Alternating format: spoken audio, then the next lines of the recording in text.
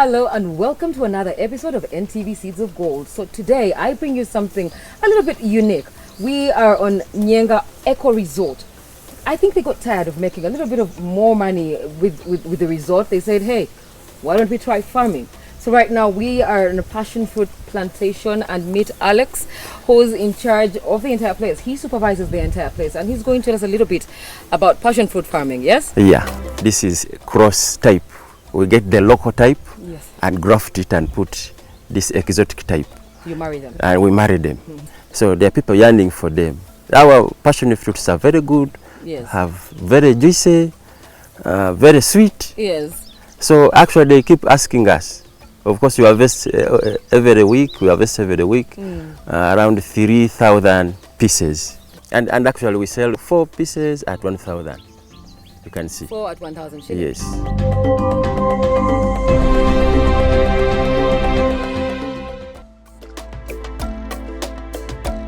Passion fruits are so famous, one of the most famous tropical fruits for their tingly and sweet taste blend.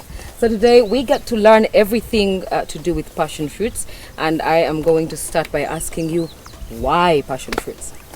Yeah, why passion fruits? Passion fruits are really very good. Now the type of passion fruits we have here are making us some good money. Yeah. Because this is cross type. We get the local type, Yes. and graft it and put this exotic type. You marry them? And we marry them. And then they actually grow up very well. Yes. They are disease resistant, Yes. drought resistant. They really give us what we need. So all year round you don't have to worry too much about it? No, we don't need to worry. Although we have tried to put more Yes. other, like these poles, to protect them. Yes. Everything we have provided for them to do well. Okay. So we are on 1 acre of passion fruits. 1 acre. And I'm looking at this interesting canopy-like design. Why did we go for this? We've seen other farmers just put a pole and the passion, climbs its way up. But this seems a little bit more- We saw it because we are making this garden go for some good time. Yes. We didn't want it seasonal. We want to make it a perennial crop where we harvest for some good time. Yes. So to put these poles is to help us keep our passion fruits up for some good time, and they go harvesting so that we can actually they go putting on fruits for some good time, Yes. and so that we can harvest for a longer period of time. So to estimate what's the lifespan, you could harvest for years. We want this to go for 5 years. Okay. Yes. That's interesting. Yes. So you say we're having this variety of passion fruit. It's very convenient. Very convenient. You worry less about drought. Drought, you worry less pests about and diseases. Yes. But I like to think that there are some other challenges. Like any enterprise, there could be a few challenges here. Like you can see, the only problem we met is the cost of putting up these poles and putting these nets up. It's a very big cost. I don't want to mention it, but it is really worth it. Yes. It's worth it. So our aspiring farmers out there, they know that the cost is high. The cost is to high. set up, Yes. but it's going to take you for at Yes, least 5 but years. it is very productive. And very productive. So the returns are The there. the returns are there. Returns are there. Now, speaking of returns, I like to think you've made your way to the markets with these passion fruits. Yes. So you're using the passion fruits at the resort. We are using passion fruits at the resort, And so they we sell don't buy passion fruits at the resort. Yes. So that's an expense cut. for the That is resort. an expense cut. But then we are also selling the passion fruits on the market. Yes, we do. So are there particular markets? Are there connections to the markets? Do you work with other people to get them on the market? And is the market ready? We sell by ourselves. We already established market outside. Outside there? Yes. Yes. So there are people yearning for them. Our passion fruits are very good, Yes. have very juicy, very sweet. Yes. So actually they keep asking us. Of course, you harvest every week. We harvest every week, around 3,000 pieces. So every week 3,000 pieces. And these passion fruits have just started. We anticipate to harvest more sacks Yes. in a week. That's amazing. And now speaking of harvest, if you could just take me through the process from the moment you get the seedling or the seed to harvest time. How long are we looking at? What are the different things one should do to make sure they get very good yield? Yeah, like I've said before, we use the local species. They call it in Uganda obutunda bwa balalu. The local species, then grafted and put this exotic type. So when it was grafted, it was brought here. We planted. It was May last year. So throughout we have been, that period was a drought period. There was a drought here, but we did some irrigation. We have taps here. We put the taps, provided water, so we are doing irrigation. So the fruits grow up very fast, very fast. By last year, December, we had started harvesting these crops. And since we started up to now, we are harvesting. It's a constant thing. Like we have said, we did not have serious problems, no? Apart from some small diseases which we are managing. We are managing. Not very big because we have not been affected so much by them. What are those small diseases? Because someone out there would like to know what disease. There was some simple yellowish of the leaves. You see, there's also this, where the leaves, like they get the yellow, they become yellow and actually die a little. But we have applied some local medicine. Some we are applying, we have used the Tough Go. We have applied Tough Go, spread, and it helped. Okay. And it helped. So your challenges are minimal. But it is, the issue is because we chose a good variety. You know, it is all about planning before you go to the whole process. Yes, farm planning is important. Now, speaking of farm planning, someone out there is going to watch this and they will want what you have. Where would you advise them to get the variant of the passion fruit? Should they come to you? Is there somewhere they can get the seed or seedling? The seedlings we made ourselves. We bought from the common nursery beds. Yes. Yes. But these, the local type, we got from the bush. And then grafted. And grafted? Yes. So if someone wants the grafted version, do they come? They are there. They are there in the different nursery beds.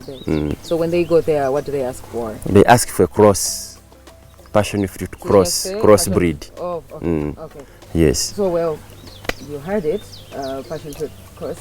Now we're going to take a walk around, and then we can learn more about the passion fruits. The passion fruits.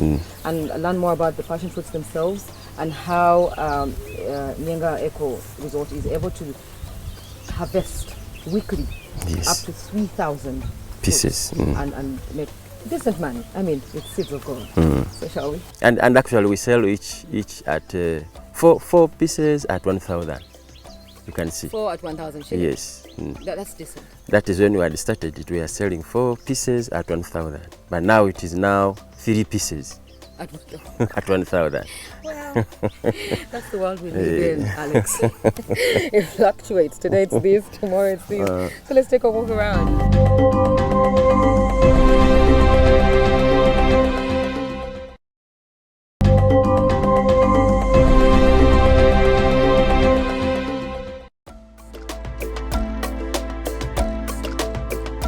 What are some of the practices? Of course, you make sure you plan your land properly. You do a bit of mulching, yes? Yes, we do the mulching and also controlling the weeds. Yes. So those are practices. You see here we are only slashing, removing the weeds. And also fertilizers. We apply fertilizers. Right from the very beginning, fertilizers are a key issue.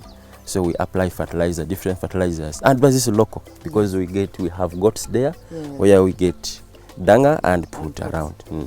So that one has kept it healthy.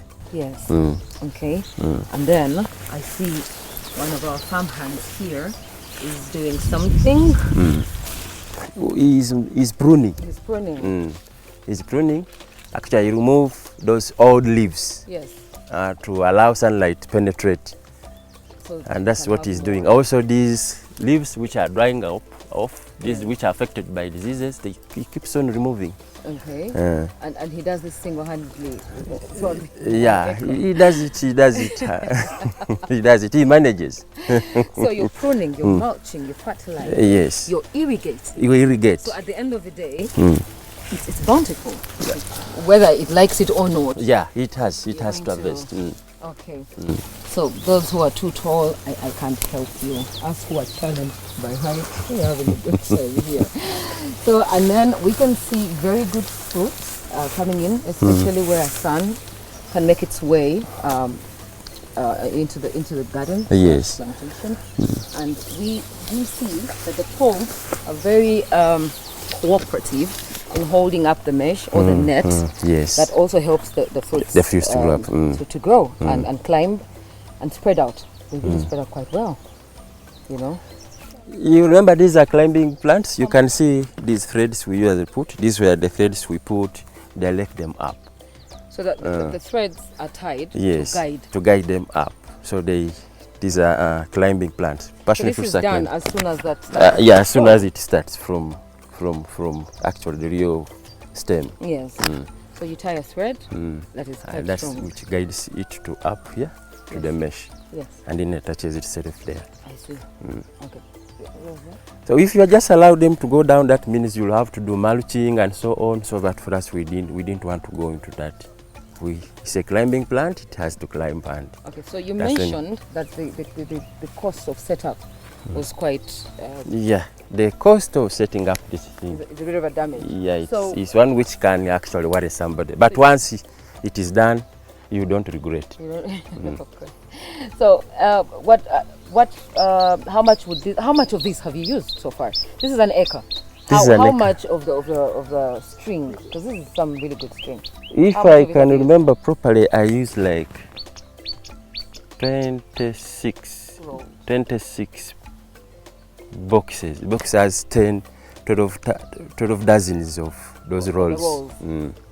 So I used around 24 dozens. And then you'll see when there are these steel wires here. Okay. So it's when you put and then you tie the thread.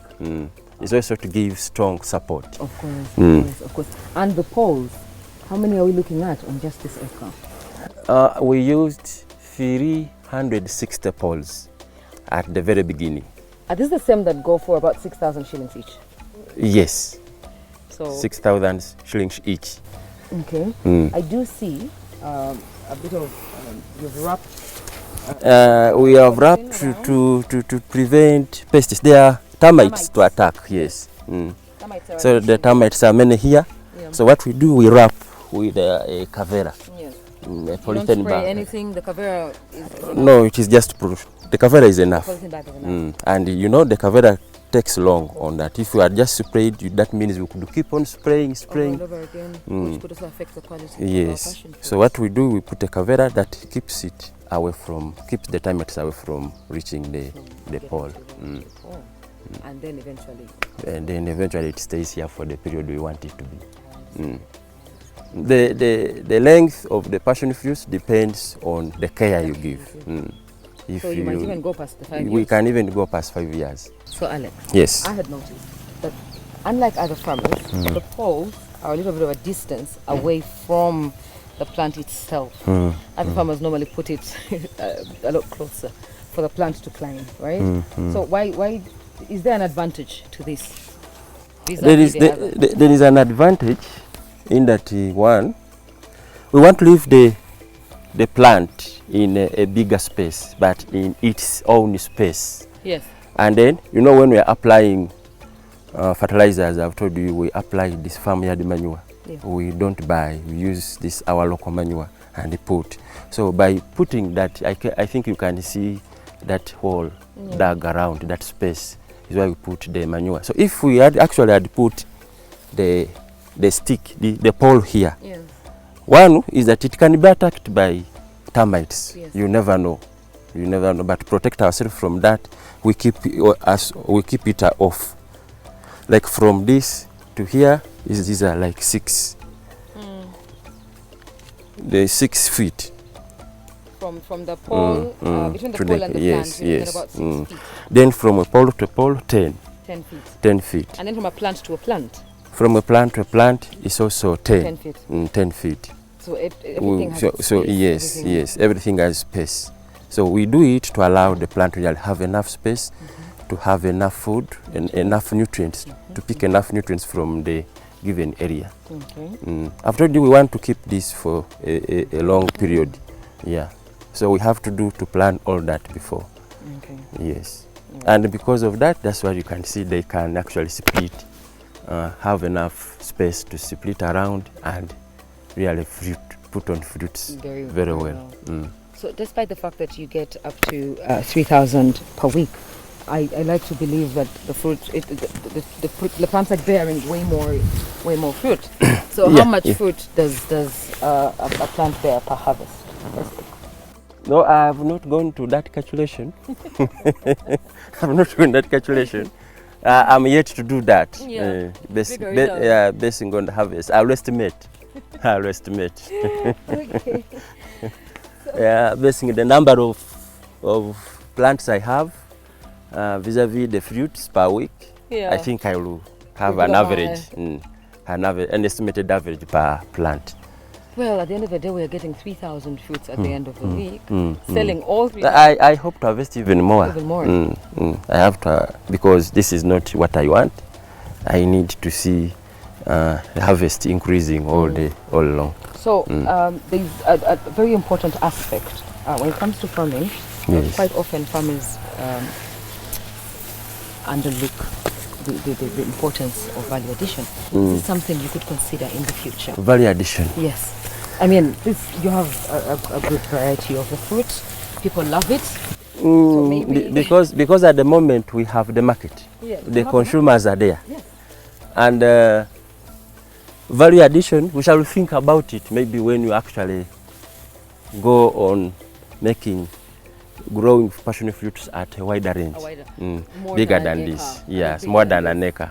We shall look at that. But apparently, we have the market. All the fruits go. They go. So there is enough. There is, Actually, we are even producing little in the market. You need to make more. So we need more land. We need to, Yeah, but we shall look at value addition when we actually go into at some point in time.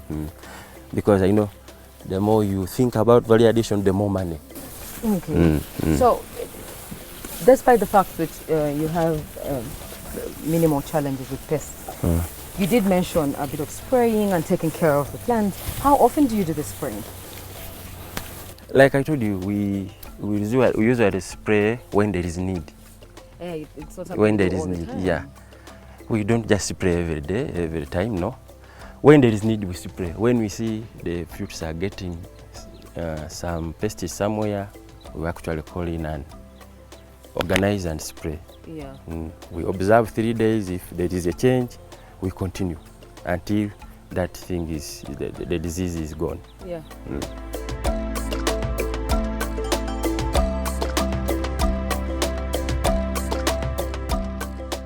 So passion fruits are not the only tropical fruits that have gotten these people's attention. Well, they do have some more, a lot more. How many other tropical fruits are we talking about? We have a variety here. Like this side now, you can see the pomegranates. The famous pomamawanga. We have them here. You can look this side. We have they call them cinnamon. Cinnamon. Cinnamons are here. These are not good for tea. Yes, very good for tea. You put in tea, they give a good flavor. They good do, scent. and also those that are fighting heartburn and want to lose a bit of weight, cinnamon is your friend. Yes. We have the mangoes. I see mangoes. The mangoes. Those are apple mangoes. Our vision is to set up a hub of tropical fruits. So you have seen the passion fruit, you have seen this enkomamawanga, you have seen the cinnamon, we have the mangoes, the oranges the other side, we have jackfruits scattered there, It doesn't get any better than guavas scattered up there, avocados, I don't know whether you people you can see, We have empafu. Also, the trees are scattered. Are scattered within. That brings childhood memories back. So we don't look for fruits outside here. Yes. We have everything almost. For your guests, for yourself. For our guests, for ourselves. When you come here, you'll have to get everything. So in the you'll also see the pineapples there. The pineapples are down there. You'll see them. So a variety of fruits or tropical fruits. As the resort suggests. As the resort suggests. That's Eco resort. Eco is a geographical area. Yes. With almost everything living together. Yes. With people, mutually with people, animals. You'll even the nature. You'll even be seeing some reptiles. What? Yes. Because we live together with them here. They are not scaring. We are friends. Is scary. We are friends with them. In an ecosystem, you have to be aware of finding all that. You have to coexist.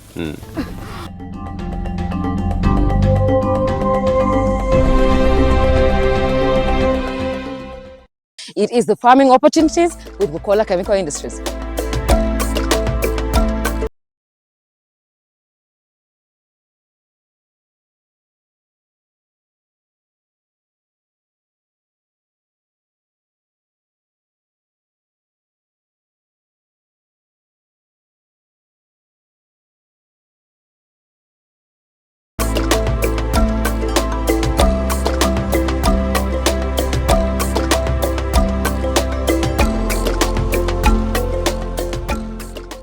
Well, you had it here. You want to enjoy your tropical fruits. This is where to find them. Good. That's all we had for you today. Keep those comments coming in. Hashtag NTV Seeds of Gold.